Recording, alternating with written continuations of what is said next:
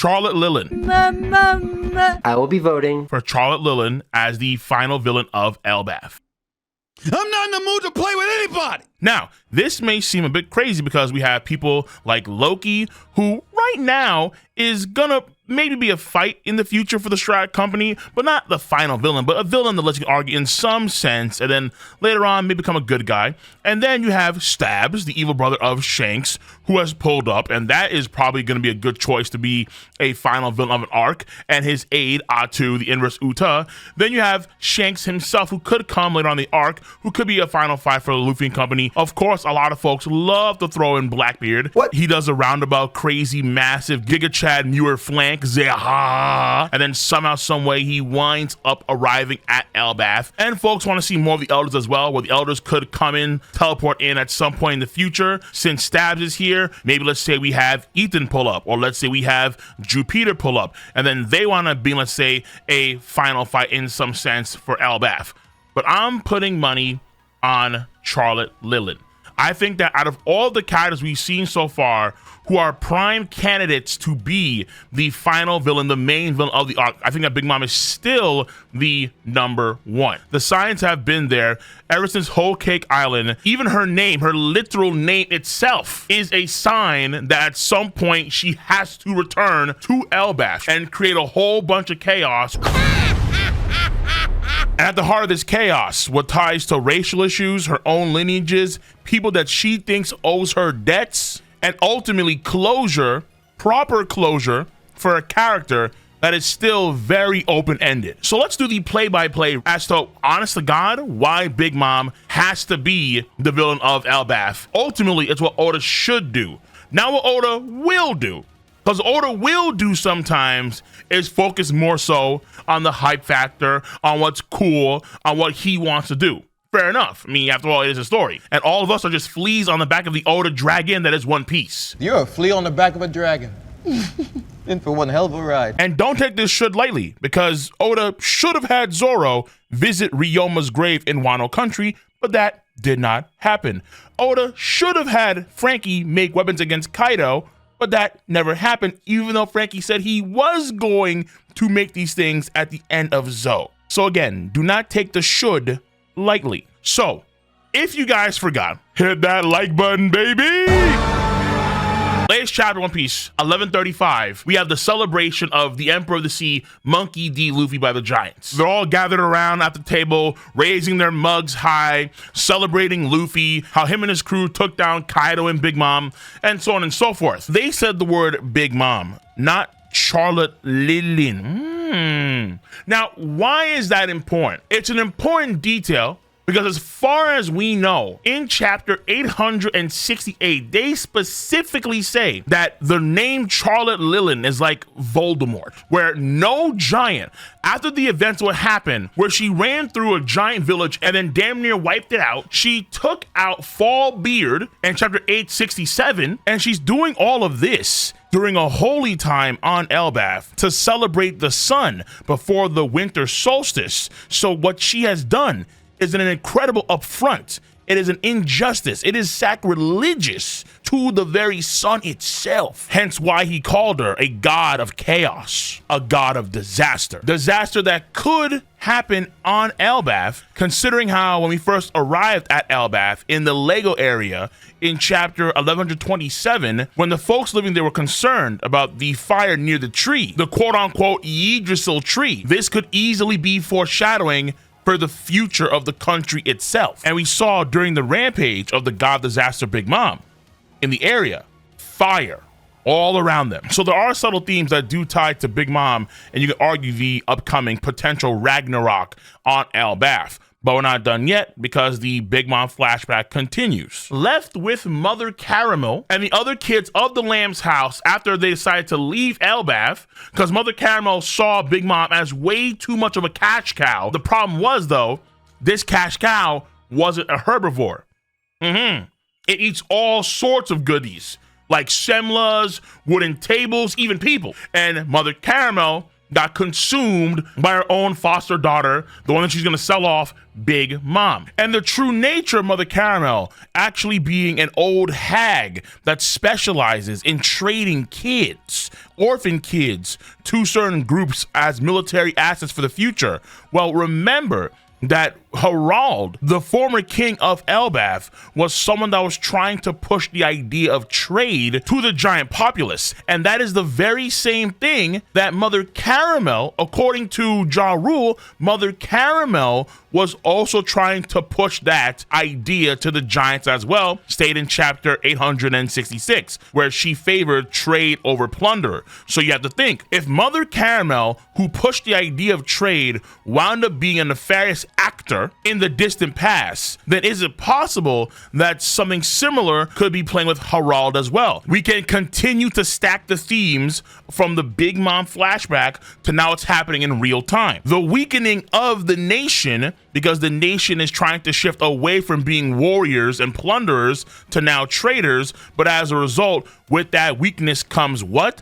Opportunities from outside forces, i.e. the Big Mom pirates, to cause massive damage to a territory that has lost a lot of its military might. This will be a reoccurring theme and issue on Elbaf, and Big Mom could be the sore spot that really brings it to the forefront. A giant saw this along with Strusen, and the giant ran back to Elbaf and told everyone else what happened. So the name Charlotte Lilin is, again, like a Voldemort type of name. And so far, only one person in Elbaf has actually mentioned the name Lilin. Not the full name, just said Lilin, and that was Gerd. But Gerd is the giant that knows Big Mom the best. But the idea is that that's how most giants view her. Big Mom is so reviled, probably even added more so because of her attempted deal with Loki, who the giants also despise in mass, and Lola. Big Mom has a tremendous amount of history with Elbaf. She is, again, the Voldemort of the entire country. And Big Mom, as far as we know, has not deceased. She is not DAD yet.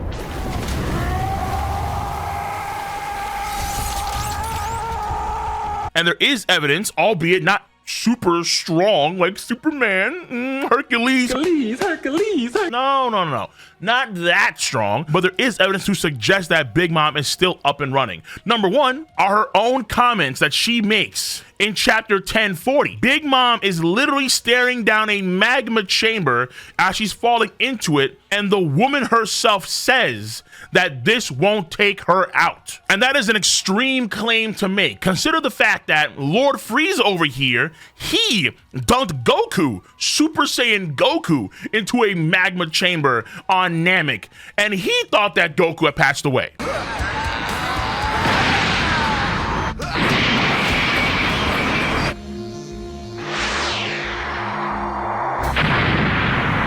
My dad's power signal. I can't sense it. Gone. I did it. I won.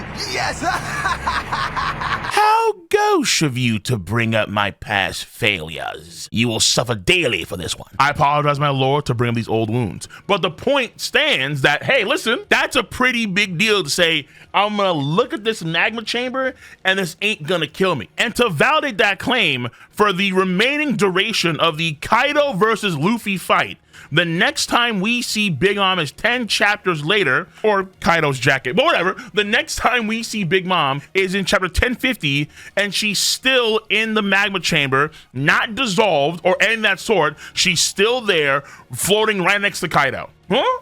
Wait, I thought she'd be dissolved and broken down by the No? She's not? She's there? Come on. And what happens from here is way more conjecture. She was floating along in that chamber for 10 chapters. 10 chapters. After the volcanic eruption in chapter 1053, we get word from Big News Morgans. Big News Morgans finds out the last message by Cypher Pole, Aegis Zero, where their signal vanished when the Big Mom ship was approaching them, and then it was gone. So the Big Mom ship that we haven't seen ever since Wano Country, where half of the bulk of her forces were on that giant chanter ship, have not been accounted for ever since Wano Country, literally. And we know as much because in chapter 1119, during Vegapunk's speech, we actually cut over to Whole Cake Island. We get to see Katakuri. Blessed is he who in the name of charity and goodwill shepherds the weak through the valley of darkness. For he is truly his brother's keeper and the finder of lost children. The Lord and Savior, hallowed be thy name, of the mega church of Katakuri and Donuts and Mochi, love to see it. And other members of the Big Mom Pirates are watching the feed about Vegapunk, but we don't see the other half of Charlotte Lilland's crew that went to Wano Country. At this point in time, even in the story today, they are not accounted for. And there is a very good chance that given Big Mom's durability, given her innate physique, there's a very good possibility that Big Mom actually survived the volcanic eruption and Team Rocket style went blasting off again when the volcanic eruption happened, and then she landed probably nearby or on the Big Mom Chanter ship. Now, Kaido's condition, no idea, but Big Mom is the focus here. There is a pathway to where in which Big Mom is alive in the story, and given her resentment towards Law, Kid, and Luffy, two of which are on Elbaf, as far as you know, Kid and Luffy, well, one could be dead, but as far as the world knows, Kid went to Elbaf. Two targets that she